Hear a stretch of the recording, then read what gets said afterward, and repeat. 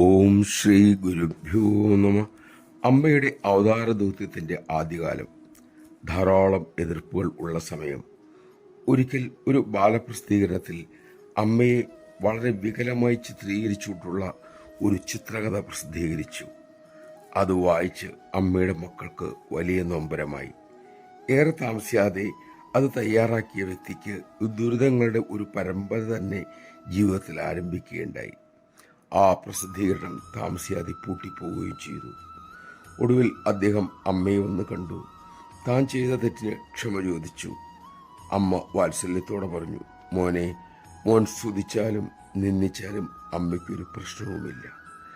അമ്മ അത് കാര്യമാക്കാറൊന്നുമില്ല. പക്ഷേ ഭക്തരായ മക്കൾക്ക് നൊമ്പരമുണ്ടായിട്ടുണ്ട്.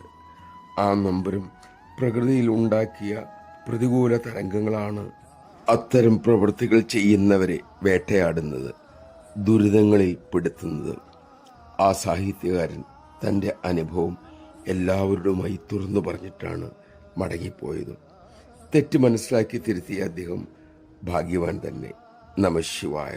വന്നിച്ചില്ല എങ്കിലും നിന്ദിക്കരുത് എന്ന് പഴമക്കാർ പറയാറില്ലേ? നമ്മുടെ ഓരോ ചലനവും വ്യക്തമായി രേഖപ്പെടുത്തി കർമ്മഫലങ്ങൾ ഒരുക്കാനുള്ള സംവിധാനം ഈ പ്രകൃതിയിൽ ഉണ്ട് എന്ന് വ്യാസഭഗവാൻ അജാമിളിൻ്റെ കഥയിലൂടെ വെളിപ്പെടുത്തുന്നുണ്ട്. ഓരോ കർമ്മങ്ങളും അതീവ ശ്രദ്ധയോടുകൂടി ചെയ്യുവാൻ നമുക്ക് സാധിക്കട്ടെ.